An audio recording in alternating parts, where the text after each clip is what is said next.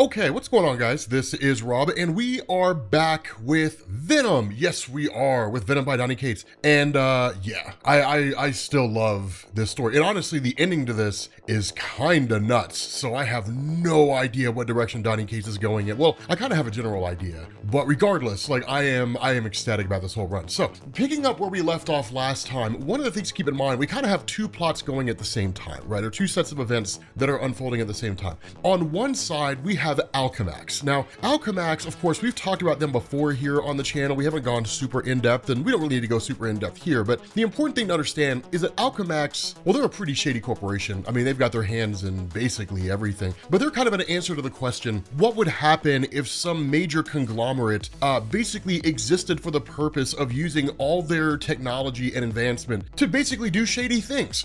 So they're like Amazon, essentially. The big difference here, though, is that Alchemax focuses largely on like weapons, technology, different things like that. And the goal of Alchemax is to basically understand how symbiotes work so they can find a way to counter symbiotes. Remember, in the aftermath of the King in Black, it's basically a giant arms race. Everybody started to realize the technological capabilities of utilizing symbiotes, and now everybody's trying to get their hands on them. The other part of that is the return of Carlton Drake and the Life Foundation. Now, we don't really know exactly how it is that Carlton Drake managed to come back. We don't really even know why the Life Foundation has returned. We simply just know there's the Absent Throne, this just kind of shady organization that seems to operate behind the scenes, that's basically funding all these different groups and organizations. And the current efforts of the Life Foundation is to basically push the symbiote beyond its limits. Exactly what that means is something only time will tell, but with Dylan, the son of Eddie Brock, kind of being the star of the show, that he, alongside his symbiote, basically, had kind of been kidnapped, right? So Sleeper, the symbiote that he has along with him, that little pet, that little cat, that symbiote cat, that's Sleeper, right? It's really more of like a spy symbiote than anything else, but they had basically been taken by Alchemax. And so Venom is effectively hot on the trail. Now, one of the funny things about this is that the Venom symbiote has largely been struggling since basically the death of Eddie Brock, right? In the aftermath, really the beginning of this story, to be quite frank. Now, Eddie Brock, we'll talk about him here in a minute, but the whole thing about this is that with the symbiote, I wouldn't go as far as to say that it was heavily reliant on Eddie Brock, but it had built a bond with Eddie Brock. And Eddie Brock basically dying or disappearing has just kind of left the symbiote feeling abandoned. And as a result of that, it really begins to kind of wonder what its purpose is, right? And why it's doing these things to basically help Dylan, right? What role does Dylan play? More so than that, it begins talking about the idea of consequences. And that's kind of the funny thing here, right? It says that Dylan made his choices, that Dylan chose to leave the Venom symbiote behind, knowing the Venom symbiote was his best measure of protection, right? The one thing that could basically always keep Dylan safe. That everywhere the symbiote turns is being abandoned in one form or another. And so it's kind of interesting because it's like, why should I go after Dylan, right? Why should I go after this kid, and why should I save his life? And there's merit to that question.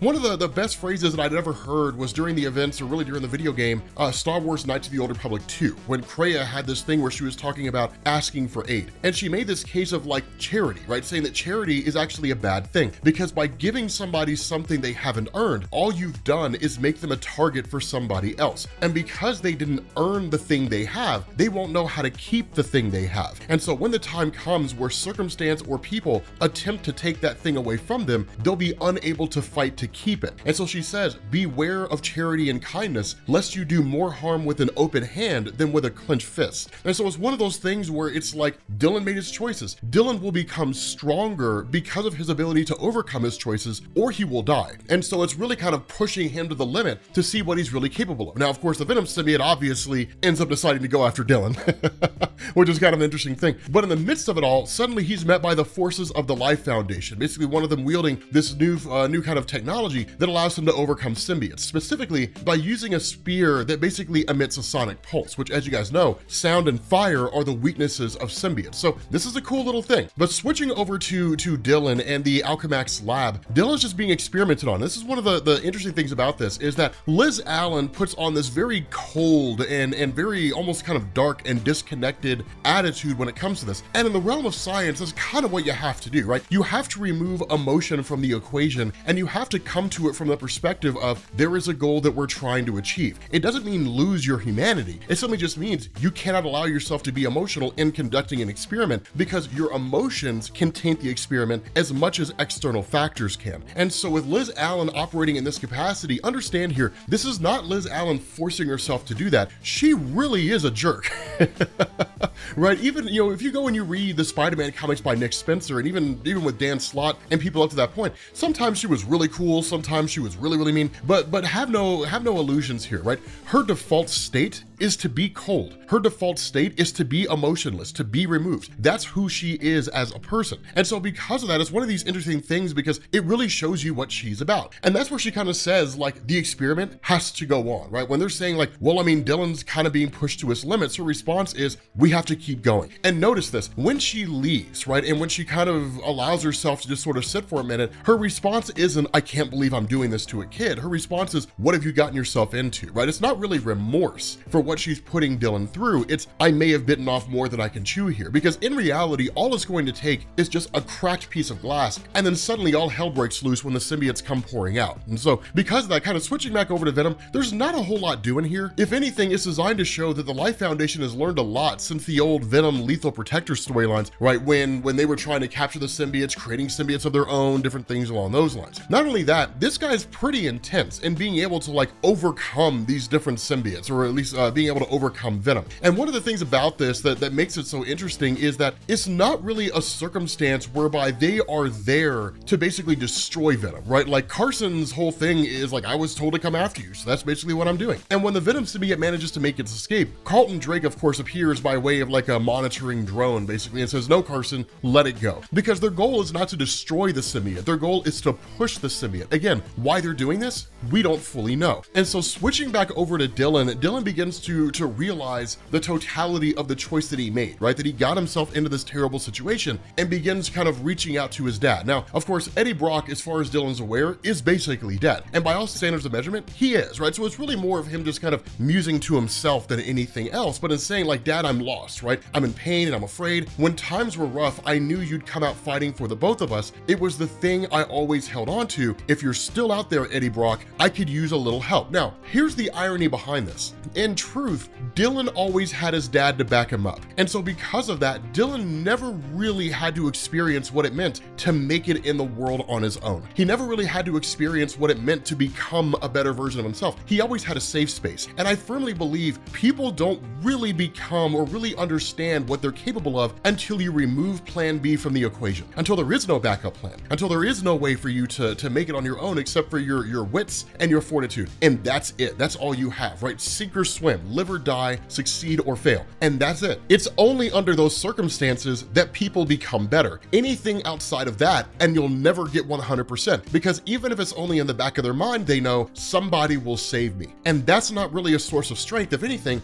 that holds you back. And so what's kind of funny about this is that even in the face of that, Eddie Brock still comes to the rescue of Dylan, which again is something that I think takes away from what would make Dylan truly capable. Now, the funny thing about this is that Eddie Brock showing up, this is cool, because what it means is that Eddie Brock is still alive and well, but seemingly only in like a spiritual form or only in the symbiotes. Because remember, in the aftermath of the King in Black, that Eddie Brock was able to kind of exist simultaneously, right? Like, yes, he had an actual physical form. Yes, he did sit there, and yes, he could see through the eyes of all the symbiotes across the universe, but it's one of those things where as time progresses, he becomes part and parcel to them. So even though his physical body is destroyed, that kind of telepathic link, that sort of control over the symbiotes basically allows him to live on. And so while he's not able to maintain a true physical form, and in fact can only do so for a very short period of time, he appears just long enough to reassure Dylan and to say, look, Archer and Venom are the only ones that you can trust. And when Dylan reveals that Archer was the one that set him up and led him into this circumstance in the first place, the response of Eddie is, okay, well then I guess Venom's the only one you can trust. But understand, as much as you may have disdain for that Venom symbiote, as much as you might not like that Venom symbiote,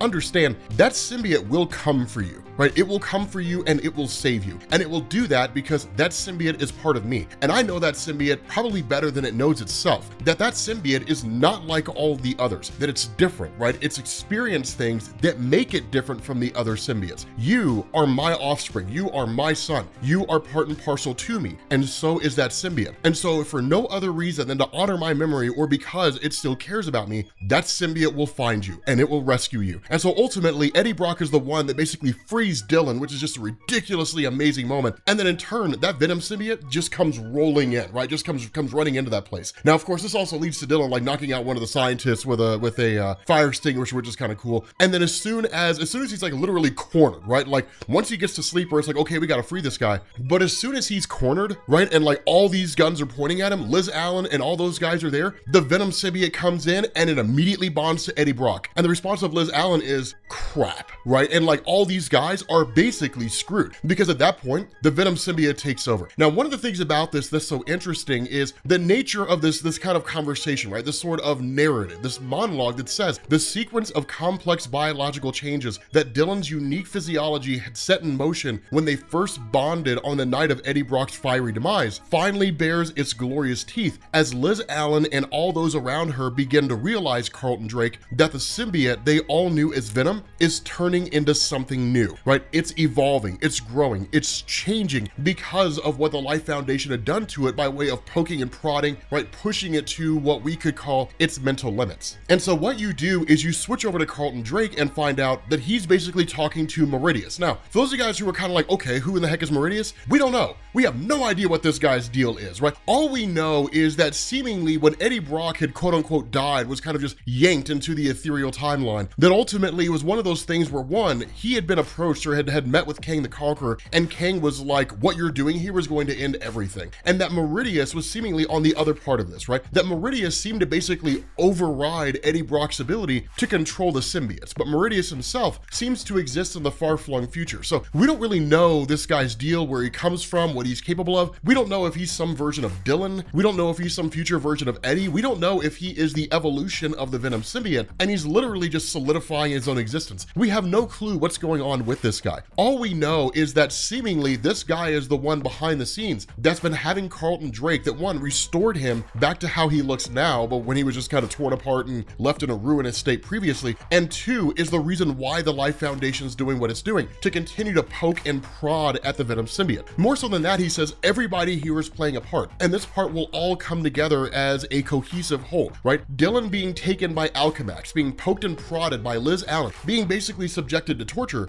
that is Dylan Brock's role in the here and now. That's Liz Allen's role in the here and now. Alchemax, that's their role. Your job in hiring Carson and having Carson basically chase after and torment the Venom symbiote, right? Torturing it periodically, fighting it, so on and so forth. That's your role to play in the here and now. And I will play my part as well. So again, what he ends up doing is basically summoning this new symbiote known as Bedlam, which looks amazing. Like he's just this gigantic red and black symbiote. I mean, really, he's just all red with like little bits of black, like black nails and stuff like that, but it looks awesome. We don't know if this was a symbiote that was like created by Meridius. Maybe it kind of looks like it was, but literally he was just like, go and find Dylan and torment this kid, right? Push this kid to his absolute limits. This is cool. I'm excited to see where this goes. But with that being said, guys, we're gonna bring this to an end. Thank you guys for watching, and I will catch you all later. Peace.